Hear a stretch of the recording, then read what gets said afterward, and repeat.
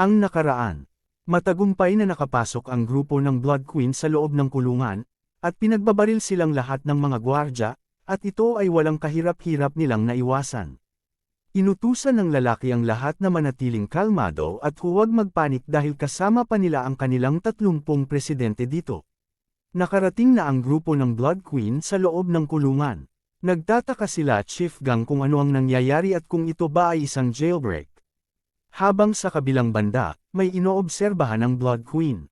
Siya ay nasa unang palapag sa itaas habang ang iba ay nasa ika-320 palapag sa ibaba.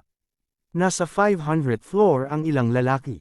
Ang Zombie King ay nasa 2,990th floor sa ibaba at si Professor Jamie ay nasa huling 3,000th floor sa ibaba.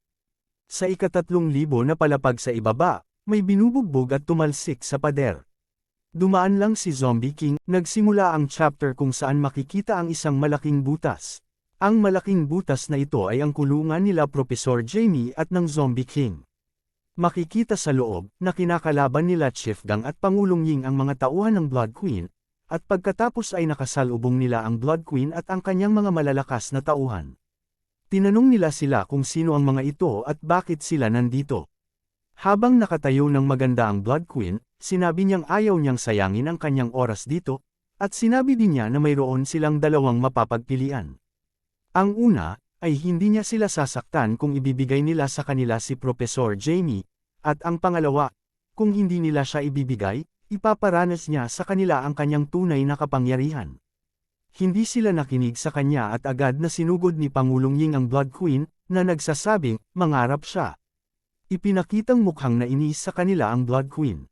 Pinalibutan nila ang Blood Queen at tinanong siya kung sa palagay niya nasan ba siya para utusan silang palayain si Professor Jamie. Nasa kalagitnaan pa lang ng araw habang nangyayari ang pagsalakay sa loob ng kulungan, makikitang naputol ang metal na braso ng isang tao at nahulog sa lupa. Napatanong sila kung ano ang nangyari dahil wala man lang silang nakitang pag-atake niya, at ramdam nila ang sakit ng kanyang pag-atake. Nagulat ang dalawang gwardya nang makita nila ang kanilang mga pinuno na natalo kaagad ng Blood Queen, naghanda ang dalawang gwardya para paputukan ng Blood Queen. Habang ang Blood Queen ay nakatitig lang sa kanila, sila ay nagpaputok sa Blood Queen, at hindi man lang ito umiwas, makikitang di man lang tinatabla ng bala ang kanyang katawan, nagpose lang siya sa harap ng mga ito at wala man lang pakialam sa mga bala na tumatama sa kanya. At may tumama pang ang isang bala sa mata niya, ngunit di man lang ito bumaon at tumiklap lang ito dahil sa impact. Napangiti ang kasama niyang babae habang minamaliit ang teknolohiya ng mga tao. Pinaputukan niya sila ng fire beam na nagdulot ng malaking pagsabog. Kasabay nito sa pinakamababang bahagi ng butas kung saan ikinulong at itinali si Professor Jamie sa isang self-detonating bomb. Nagsalita ang batang siyentipiko sa kanya, at sinabi niya na sasabog raw ang bomba kung mayroon lumapit dito na kung sino man, ngunit nagtataka siya na hindi ito sumabog. Sinabi ni Professor Jamie na walang perpektong system sa mundo, ipinaliwanag niya na sa sandaling patayin ang kuryente, mayroon silang 2 segundo para makaalis at bago bumalik sa aktibo ang mga sensor. Habang nasa harap nila ang Zombie King, sinabi ng bata kay Professor Jamie na napakalakas na ng Zombie King, at tinanong niya kung sila ba talaga ang magpapalakas pa sa kanya, at dahil sa kanyang ugali na di nila makontrol, malamang na magkaproblema sila sa kanya. Sinabi ni Professor Jamie na wala ng iba pang sisidlan, na mas mahusay kaysa sa kanya. Lumabas na sila sa kwarto kung saan sila iginapos. May nakita si Zombie King sa harap niya. Nakita niya ang ilang mga tao na nakahandusay sa lupa. Makikitang putol ang braso ni Chief Gang habang ramdam niya ang sakit. Nagulat sila Professor Jamie at tinanong kung ano ang nangyari dito. Nakahandusay ang mga tao habang umuusok ang lugar. Nagpakita ang Blood Queen sa harap nila. Tinawag niya ang pangalan ni Professor Jamie. Sinabi niya sa kanya na, ang isang tao na hindi man lang mahawakan kahit ang isang buhok sa katawan ni Zombie, at pagkatapos niyang pumasok sa kanyang ikalawang yugto ay hindi angkop bilang malakas na sisidlan. Nagulat sila sa sinabi niya. Nagulat din si Zombie King sa narinig at nainis sa kanya.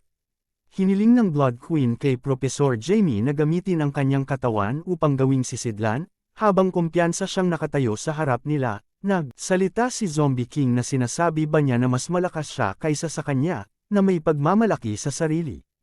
Habang sinabi niya na oo naman, bakit di niya siya subukan para malaman niya? At biglang sumulpot si Zombie King sa harapan na ikinagulat niya. Mabuti na lang, mabilis niya itong naiwasan. Agad niyang inunahan ng atake ang pag-atake ng Zombie King gamit ang isang napakalakas na suntok sa kanyang mukha. Nagulat si Professor Jamie at ang kanyang assistant, habang pinapanood lang sila ng mga tauhan ng Blood Queen. Ang Zombie King ay nasuntok sa mukha ng Blood Queen. Nakita din ito nila Chief Gang at Pangulong Ying na kanilang ikinagulat. Malaki ang epekto ng pag-atake ng Blood Queen. Habang pinatalsik niya ang Zombie King sa mabilis na paraan, tumagos ang Zombie King sa isang pader sa lakas ng suntok. Napasandal siya sa pader at nag-crack ito dahil sa malakas na impact. Lalong nainis ang Zombie King nang maramdaman niyang kasing lakas ito ng pag-atake ni Zombie, at naisip niya na kung paano ito naging posible. Nakita ni Zombie King ang bomba, at bumaba siya mula sa pader, habang binalak ng Zombie King na suntukin ang detonator bomb para pasabugan ang lugar. Gusto niyang mamatay silang lahat kasama niya. Sinubukan siyang pigilan ng bata at sinabing huwag dahil nuclear ito. Habang nakatayo lang ang Blood Queen na nanunood, at ang iba ay sumisigaw na hindi ito maganda, habang pinapanood nila ang Zombie King na aatakihin na ang detonator bomb. Sinuntok ni Zombie King ang bomba, habang sinabi ng bata na alam niyang hindi talaga maaasahan ang Zombie King na ito. Ang bomba ay sumabog mula sa ibaba hanggang sa itaas. Itinaas ng Blood Queen ang kanyang kamay, at pagkatapos ay inilipat niya ang kanyang kamay sa ibaba. Ang bomba na malapit nang magpahamak sa kanila kanina ay naibalik lang kaagad ng Blood Queen sa dati. Laking gulat ni Zombie King at ng mga siyentipiko na nagawa iyon ng Blood Queen sa sandaling oras lamang. Hindi rin makapaniwala sila Chief Gang na nakadapa pa din sa lupa sa kanilang mga nakita.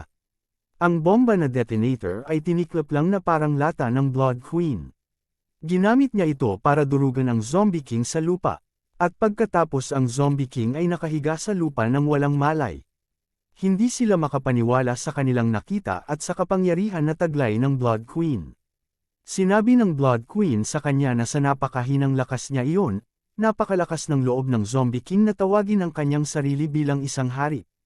Itinaas ng Blood Queen ang kanyang kamao, at kinuha niya ang Zombie King mula sa malayo at lumipad papunta sa kanya. Sinakal niya siya at hiniling na sabihin sa kanya kung paano siya pinatay ng zombie. Naiinis si Zombie King habang nagpupumiglas, at biglang natakot si Zombie King sa Blood Queen. Tumingin ito sa kanya na may masungit na mukha. Tinitigan ng Blood Queen ang Zombie King at may nakakatakot na aura. Nagulat si Zombie King sa hitsura niya. Nalaman niya na sila ni Zombie ay parehong halimaw mula sa nakaraang sibilisasyon. Si Zombie King ay sumisigaw sa sobrang sakit, habang ang Blood Queen ay sinasakal ang kanyang leeg at sinabi sa kanya na alamin niya ang kanyang lugar, habang unti-unting nawawala ng malay ang Zombie King. Habang nakatingin sa kanya ang Blood Queen na may seryosong mukha, binitawan na niya si Zombie King at ibinagsak siya sa lupa. Nakahiga siya sa lupa at parang hindi na humihinga. Ang Blood Queen ay nakatayo pa din sa harap ng Zombie King. At ganoon din sa pangyayaring pinagdaanan niya kay Zombie, ang kabang-abang na pagkabuhay ng Zombie King, ay muli lang pinatay ng Blood Queen. Ang mga lalaki ay hindi makapaniwala na may mga mukhang ewan, matapos makita ang Zombie King na namatay lang sa pamamagitan ng isang kamay at pagtitig lang ng Blood Queen. Hindi din makapaniwala si Professor Jamie at ang kanyang assistant sa nakita nila. Tinawag ng Blood Queen si Professor Jamie, at tinanong niya siya kung siya ba ay sapat na upang maging isang sisidlan. Tumingin siya sa kanya na may seryosong mukha habang naghihintay ng sagot. Si Professor Jamie ay nagulat at hindi makapagsalita ng ilang sandali. Siya ay ngumiti ng nakakatakot habang sinabi niya na, "Siyempre naman. Isang magandang araw sa Zombies Town Hall." Sinabi ni Pangulong Violet kay Ago na lumipat at huwag siyang harangan dahil may mahalagang bagay siyang dapat pag-usapan. Sinabi sa kanya ni Ago na hindi pwede dahil hindi ngayon ang tamang panahon para makausap ang hari. Ngunit iginiit ni Pangulong Violet na ito ay isang emergency at wala siyang pagpipilian. Hinihiling niya sa kanya na dalhin siya upang makita ang kanyang hari. Sinabi ni Ago na hindi niya magagawa iyon dahil ito ay masyadong mapanganib. Nagtataka si Pangulong Violet na kung ano ang mapanganib at sinabing hindi niya maintindihan kung ano ang sinasabi nito. Pumasok si President Violet sa opisina ni Zombie at sinabing mayroon siyang masamang balita. Binati siya ni Zombie habang may hawak siyang baso na may wine. Nagulat si President Violet nang makita niya ang zombie. Nagulat siya at nagtanong kung kailan pa siya naging ganyan makipag-usap sa kanya, at sinabi ni Zombie kay Pangulong Violet na kung hindi ba niya naiisip na mas kawili-wiling baguhin ang mga bagay sa paligid paminsan-minsan. At tinanong ni Zombie kung bakit niya siya hinahanap. Sinabi sa kanya ni Pangulong Violet na si Professor Jamie ay nakatakas. Sinabi ni Zombie na alam niya, at ininsulto niya sila bilang isang tumpok ng basura na hindi nila kailanman mapipigilan ang Little Red. Nagulat si Pangulong Violet at nagtanong kung paano agad ito nalaman ni Zombie dahil nangyari lang ito 10 minuto pa lamang ang nakalipas. Sinabi ni Zombie na ginamit ni Little Red ang kanyang bloodline power kaya natural lang niyang naramdaman iyon. Nagtataka si President Violet tungkol sa bloodline power na pinag-uusapan nila ni Zombie. Sinabi niya na kailangan niyang iulat ang impormasyong na ito sa mga nakatataas.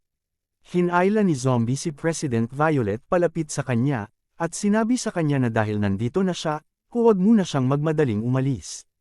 Sinabi ni Zombie na matagal na siyang hindi nakakasalamuhan ng isang tao sa mapayapang paraan, at sinabihan niya si President Violet na dapat silang kumain at ipapakita niya ito sa paligid ng lungsod. Sinisigawan siya ng Pangulo na huwag maglakas loob na subukan ang anumang nakakatawang bagay, tulad ng ipakita sa kanya ang paligid ng kanyang lungsod. Sinabi niya kay Zombie na alam niya ang ginawa nito kay Inspector Chen. Walang pakialam si Zombie sa sinabi ni President Violet at patuloy na uminom ng kanyang wine. Sinabi ni Pangulong Violet na wala siyang oras para makipaglaro ngayon sa kanya, dahil may emergency, kaya kailangan na niyang umalis. Tinanong ni Zombie si Pangulong Violet kung hindi ba siya interesado sa kung paano ginagamit ang mataas na bloodline na kapangyarihan. Nagulat si Pangulong Violet at napatigil sa paglalakad. Binalik niya ang tingin kay Zombie at tinanong kung mayroon din ba itong bloodline power. Tumingin sa kanya si Zombie na may nakakatakot na tingin, sandaling nagulat si Pangulong Violet, at sinabi niya kay Zombie na pumapayag na siyang sumama at kumain sila sa labas. Sa kalagitnaan ng araw sa ospital, dinadala ng medical team ang 2 lalaki para magamot. Ang sabi ng isang doktor na humihinga pa siya, at saglit niyang tinitigan ang lalaki at tumahimik. Lumapit ito sa kanya at tinanong kung ano ang gusto niyang sabihin. Sinabi niya sa kanya na tawagan nila ang department head, at habang sa kabilang banda, si Professor Jamie at ang kanyang assistant ay nakatakas at nagtago sa kung saan. Nakaupo ang Blood Queen habang sinusuri nila ang kanyang katawan. Sinabi ng propesor, ito ay hindi kapanipaniwala dahil ito ang kanyang unang pagkakataon na makakita ng ganoong kahanga-hangang katawan, at ito ay ganap na hindi maipaliwanag. Tinanong niya kung hindi sila random na nagsasagawa ng mga eksperimento at kung maaari ba talagang gamitin ang kanyang mga genes upang mapabuti ang kanilang reyna, mas mabuting sana kung hindi nila ito masaktan. Sinabi sa kanya ng batang siyentipiko na huwag siyang mag-alala dahil ang pananaliksik ni Professor Jamie ay nasa tuktok na ng lahat ng mga tao. Sinabi ni Professor Jamie na mayroon ng matagumpay na kaso noon, ngunit lahat sila ay pinahusay ng zombie mismo. Bagamat hindi tao ang Blood Queen, sa tingin niya wala naman siyang anumang nakikitang magiging problema sa kanya at ngayon ay kailangan lamang nila ang mga genes ni zombie. Tinanong ni Lantling si Professor Jamie kung plano ba niyang papuntahin sila kay Zombie para kumuha ng kanyang buhok. Sinabi ni Professor Jamie na hindi siya tanga para ipadala sila sa kanilang sariling kamatayan. Medyo nag-alinlangan sila saglit. Tinanong niya si Professor Jamie kung paano nila makukuha ang mga genes ng Zombie dahil hindi ito ireregalo lang sa kanila ni Zombie. Nakatingin lang sa kanila ang Blood Queen na may masungit na mukha habang nakikinig sa kanilang usapan. Tumawa ang assistant ni Professor Jamie at may kinuha sa kanyang coat, at ipinakita niya ito sa kanila at sinabi na ang isang bagay na kasing simple nito ay hindi makakapigil sa kanila. Nagulat ang dalawa at nagtanong kung paano niya nakuha iyon. Ipinaliwanag ni Professor Jamie na mayroong isang tao na nakakuha ng mga genes ng zombie at upang makita kung siya nga ay naging zombie, sumailalim siya sa isang buong pagsusuri sa katawan. Sinabi niya na ang isa sa kanyang mga tao ay nakakuha ng isang maliit na bote ng dugo nito, kaya naisip ng dalawa na ang mga tao ito ay may mga plano na kapag sinaktan nila sila. Mukhang natutuwa siya na ang pagkakaroon ng mga espiya sa loob ng kaaway ay sobrang kapaki-pakinabang. Gabi na sa gitna ng lungsod ng zombie habang makikita ang magagandang ilaw sa mga gusali. Dinadala ng chef ang pagkain sa harap ng table nina President Violet at Zombie. Mukhang may nalaman si President Violet at sinabing hindi talaga kapanipaniwala ang bloodline na kapangyarihan ni Zombie, at naisip niya na pwede niya ba itong magamit laban sa mga kalaban nila. Tinatanong niya kung paano kung hindi siya makabalik sa dati at mayroon side effect ba ito. Napangiti si Zombie sa narinig niya. Napatingin siya kay Zombie at naghihintay ng sagot. At biglang bumalik sa normal na anyo si Zombie bago pa man ito makapagsalita.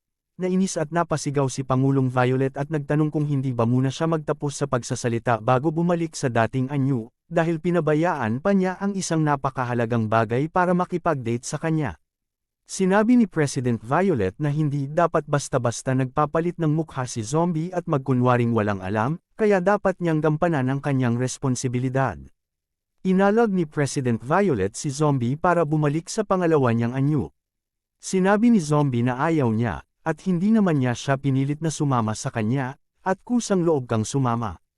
Tinanong ni Pangulong Violet ang chef kung nasaan ang mga sili nila, at inutusan siyang bigyan siya ng 1 kilo. Sinabi ng chef na ang lahat ng sili sa lungsod ay kinumpiska ng kanilang department head na si Blackie. Pagkalipas ng 2 buwan, maganda ang sikat ng araw sa ospital. Sinabi ni Lanky sa kanya na ito ang pangalawang beses na pumunta siya sa ospital upang makita siya. Sinabi niya na hiniling niyang ipadala ang mensahe bago siya mawalan ng malay. Sinabi niya sa kanya na mag-relax lang muna habang ginamit nila ang kanilang mga satellite, para ipadala kaagad ang mensahe sa sandaling nalaman niya ang nangyari, at binansagan pa niya ito bilang isang red level na emergency para maalerto ang lahat. Nakikinig lang sa kanya si Chief Gang na nakahiga sa kama na may oxygen na umaalalay. Sinabi niya na lahat sila ay talagang walang silbi dahil napakarami nila sa isang voice-activated, ngunit si Professor Jamie ay nakuha pa din ng mga hindi kilalang tao. Sinabi niya na iba na raw ang kalaban nila ngayon. Ang nuclear ay malinaw na sasabog, ngunit sa di maipaliwanag ay nagawa niyang pigilan ito at ibinalik ito sa normal. Sinabi din niya na ang babaeng iyon ay hindi nagmula sa panahong ito. Sinagot siya ni Lanky na alam na raw niya iyon at nagpadala na siya ng mensahe, kaya dapat natanggap na ito ng department head. Ang mga ulap ay hinahangin sa kalangitan. Ang ilang mga kagamitang metal ay nakaimbak sa isang lugar. May nagsabi na sinong mag-aakalang may isang lungsod na nakabaon sa ilalim nito. At sinabi din niyang, hindi rin mababa ang kanilang mga pagsulong sa teknolohiya dahil masyado itong advance. Sayang lang dahil nawasak ito.